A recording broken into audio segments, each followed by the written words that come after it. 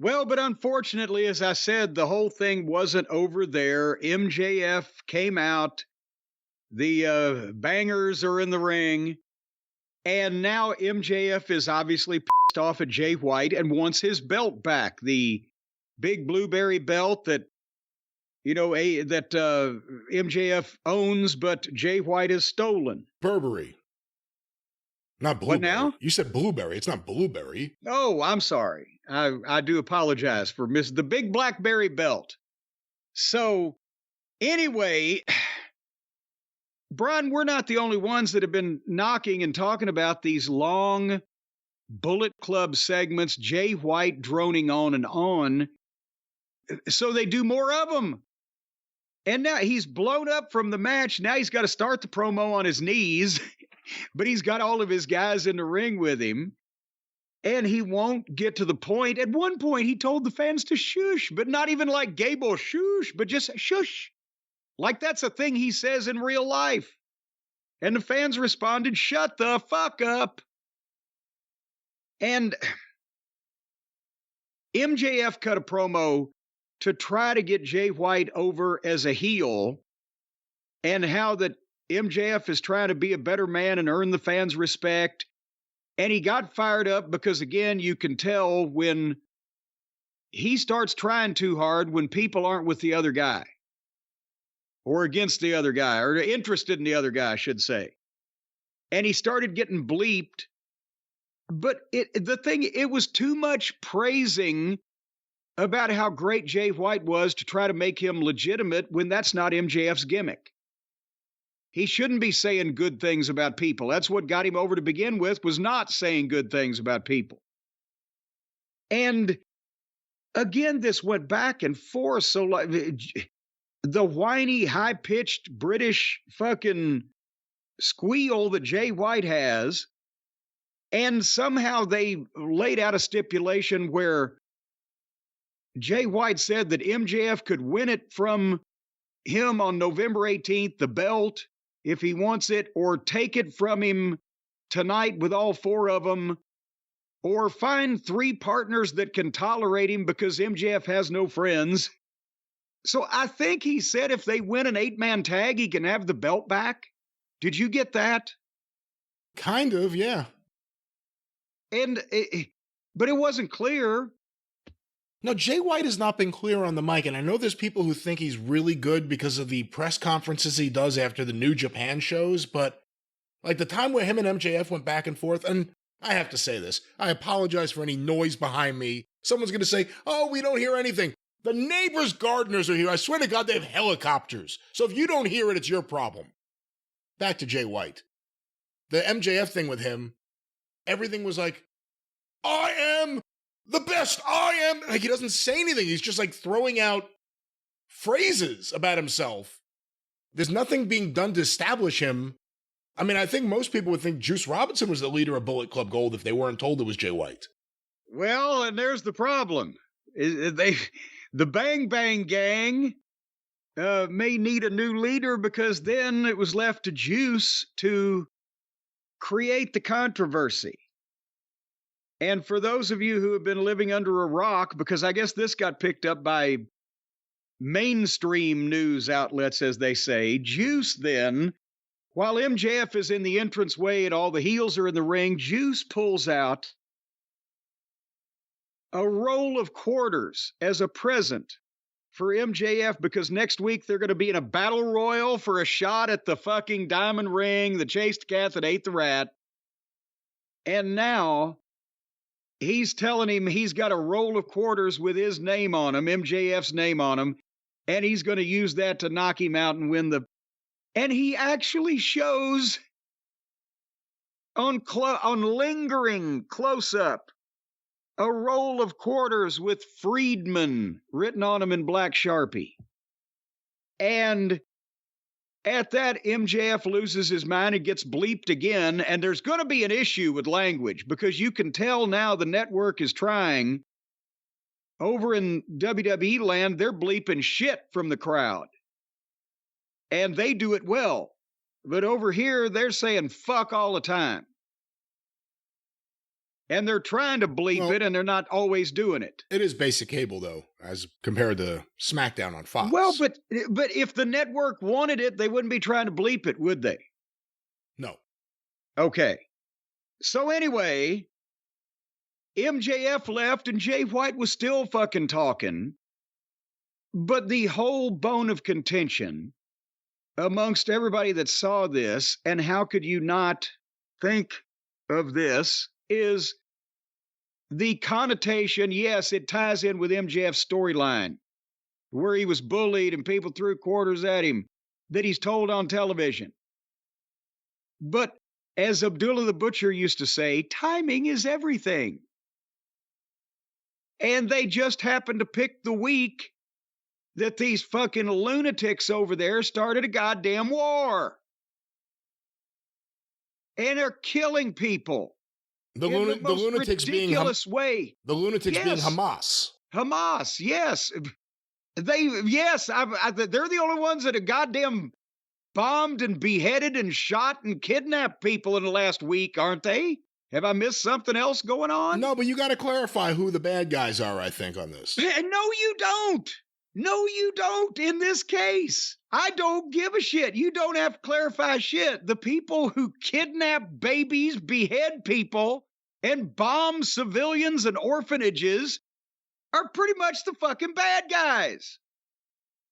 Is this an argument? No, I don't think it's an argument. But if you don't actually say that, if you just say that, people are going to jump to the assumption that you're being vague on this. I'm not being vague on anything. Fuck these fucking people. Hamas.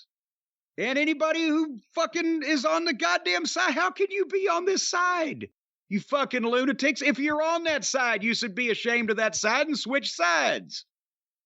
So, but the point being, they Muhammad Hassan'd the issue here. I had Mark Magnus, an Italian-American young man with a great body and a wonderful worker and a tremendous attitude from upstate New York. But boy, he had a wonderfully dark skin and very clear as well. I'm sure he used treatments. And they decided to make him a fucking Arab terrorist. Muhammad Hassan. And as everybody will recall, this was almost 20 years ago, or may have been 20 years ago, but they have him try to behead The Undertaker with piano wire the same week that some of these real goddamn terrorists tried to behead people with piano wire. Am I correct in this? I forget what exact thing was happening in the news that week. I'm pretty sure it was some beheading, it was something like that. Piano wire. It was a beheading, or it was something like that, yeah. It still remains, it was the first and to my knowledge the only time that a network canceled a fucking wrestler's career. When Fox, it was on SmackDown, and Fox said no more of him ever. And that was that and thankfully, because he was a smart kid, for years he's been a teacher and a fucking administrative school person and well thought of in his community up there in New York, and actually associates with normal, nice people instead of these fucking lunatics in the wrestling business. But nevertheless, you weren't going to have any other response but a backlash because of the timing of this happening, and obviously because of the one-dimensional presentation. And I was talking to you earlier about this, actually off the air. We actually spoke off the air for once. I said, if Juice Robinson was not only known for using a roll of quarters to knock people out with, because that's an old wrestling trick, regardless of what religion or ethnicity you are, it is a loaded punch. That's been going on for 100 years. The gangster movies used to do it in the 30s. If he had done that and it had been clearly established as something that this guy would do, and then instead of pulling it out and showing it with his name written on it, if in the course of a physical angle of some description, Juice Robinson had knocked MJF out with the roll of quarters so that Jay White could then stand over him and once again taunt him, well, then you would have something that wouldn't just basically rub people's nose in the fact that you're trying to be goddamn edgy. Because I always said, heels have to be able to offend people to be heels, but not in this timing. Yeah, you couldn't use the quarters at all right now because No. MJF introduced the quarters into this lexicon of AEW with the anti-Semitic story, the story being bullied. He's told it a couple times. So any usage of the quarters here, no matter what it was going to take everyone back to that. Oh, it was good, but at least you would have some plausible deniability on the part of, like, when the Freebirds, when Watt said, well, they said the Freebirds said they didn't mean to put the hair cream in JYD's eyes. Yeah, but I don't even think everybody with quarters. If he hit him with quarters, I think if AEW did I think AEW, just like they saw the backlash with this, anything with the quarters would have gotten the backlash. This was especially bad because, like you said, the roll of quarters didn't even say MJF. Friedman. Yeah, it's a Friedman. Who's ever called him Friedman on that show? No one. Except when illustrating his full name. Right. Apparently, Juice Robinson has been using the roll of quarters for years. Now, you wouldn't know that if you're watching AEW TV. That's my point. So anyone who's saying, well, this clearly is just tying back not to MJF's thing, but to Juice's thing. How would anyone watching this show know that? The only thing you know is MJF's quarter story. No one else is talking about fucking quarters in wrestling. The point is, it was one dimensional. It was obvious what they were doing. It was in bad taste because of the timing. Because of, people actually getting killed. And it just, nobody along that chain of command thought, maybe the quarters is too much. That's the problem. Because even if you want to argue that MJF clearly is behind this because the quarter story's his, I don't think someone like that in his position would be doing something like this if it wasn't something he was behind or something he came up with or something he had played with. But he doesn't write the show. And he doesn't produce the show. And there are producers and there are agents and there's Tony Khan and Juice Robinson. Just because you go to the producer or the writer or whatever and say, hey, how about if I bring a goddamn porcupine out to the ring and attempt to stuff it up my ass? No, someone there should have known, even if MJF wanted to do this, that you cannot do this. This is going to backfire. I think any logical person would have thought that. And they did it. And look, we'll talk a little bit more about this, but the other unfortunate thing is, by doing this, you take someone like Juice Robinson, who has showed a world of potential, who has more personality and charisma than most people on your roster, and you're still getting him established. You're now painting him as an anti-Semite. Yeah. Because there's no way he wouldn't know this. He wrote Friedman, not MJF.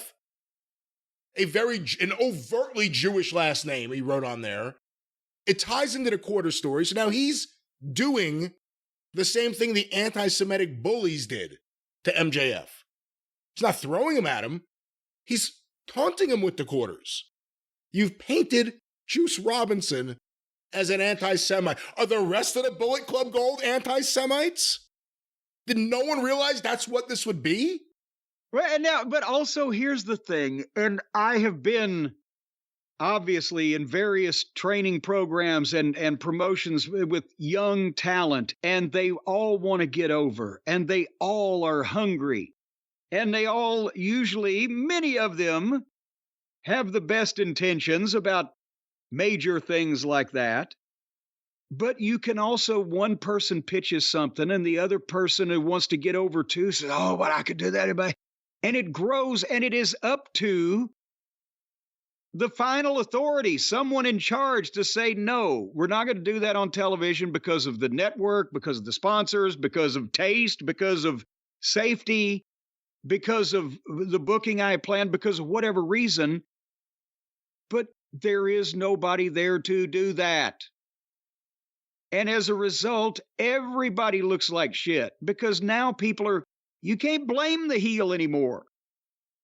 It used to, when people believed shit for the most part, if a heel said something too far on television, a promoter could say, well, yeah, that son of a gun, I'm firing him. And off he went. But the promoter didn't get the heat. Now everybody gets the heat because they know that or they think that somebody's supposed to be in charge of this stuff. They don't really know there is nobody, but it goes on, the heat goes on everybody. And Yeah. again, what would have been the response in the production meeting if somebody had blurted out, well, if it was Swerve out there, I'm going to bring out a watermelon with Swerve written on it?